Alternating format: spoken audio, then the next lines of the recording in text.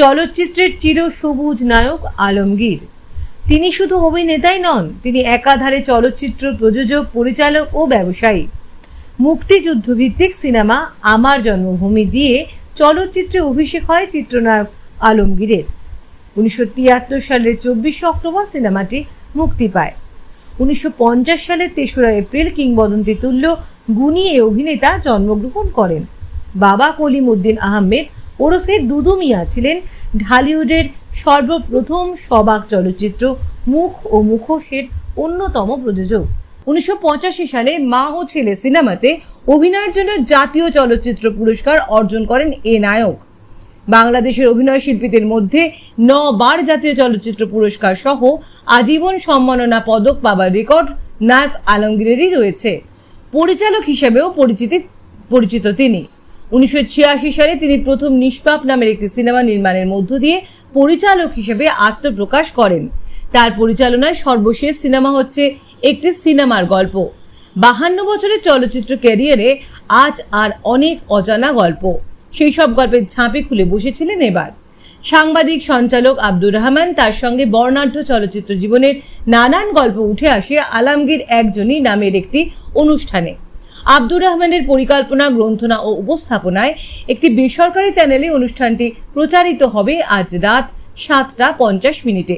প্রিয় দর্শক, চিত্রনায়ক আলমগীরকে আপনার ব্যক্তিগতভাবে ঠিক কেমন লাগে তা জানিয়ে কমেন্ট করুন আপনার মূল্যবান মন্তব্য। ভিডিওটি ভালো লাগলে শেয়ার করে দিন। এদিকে বলিউডের জনপ্রিয় নায়িকা মাধুরীর বিরুদ্ধে গুরুতর অভিযোগ। মাধুরী দীক্ষিতের কতই না সিনেমা দেখেছি, যার বেশিরভাগ সিনেমা হিট করেছে বলিউডে। শাহরুখ খান থেকে শুরু করে 90 দশকে প্রায় সবার সাথে সিনেমা করেছেন এই চিত্রনায়িকা। কিন্তু হঠাৎ করে এই বিতর্কে জড়ালেন বলিউডের সফল অভিনেত্রী মাধুরী দীক্ষিত। পাকিস্তানি এক ব্যবসায়ীর সঙ্গে কাজ করা নিয়ে বিতর্কে জড়ালেন তিনি। রিয়েল এস্টেট সংস্থার মালিক পাকিস্তানের নাগরিক রিহান সিদ্দিকীর সাথে কাজের নিয়ে জোট বেঁধেছেন মাধুরী। এই নিয়ে নেটপাড়া উত্তাল হয়ে রয়েছে।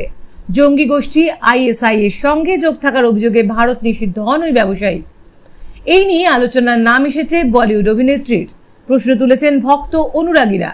এবছর আগস্টে টেক্সাসের হিউস্টন শহরে একটি অনুষ্ঠানের আয়োজন করেছেন রাহান। সেই অনুষ্ঠানেই নাকি যোগ দিতে যাচ্ছেন মাধুরী দীক্ষিত।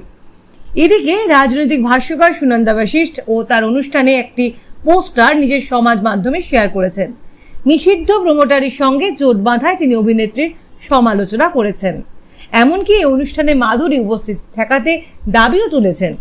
বহু প্রমোটার আছেন যাদের সঙ্গে বলিউড তারকারা কাজ করতে পারেন, কিন্তু ISI এর সঙ্গে যোগ রয়েছে এমন একজন পাকিস্তানি প্রমোটারের সঙ্গে কাজ করার অর্থ কি, তা জানতে চেয়ে প্রশ্ন তুলেছেন সুনন্দা। সামাজিক মাধ্যমে সুনন্দার পোস্ট ছড়িয়ে পড়লে লুফে নেন সমালোচনাকারীরা। তবে এই বিষয় নিয়ে এখনো কোনো মন্তব্য করেননি মাধুরী। প্রিয় দর্শক, চিত্রনায়িকা মাধুরী দীক্ষিতের এমন কর্মকাণ্ডকে আপনি কিভাবে দেখছেন তা জানিয়ে কমেন্ট করে দিন আপনার মূল্যবান মন্তব্য।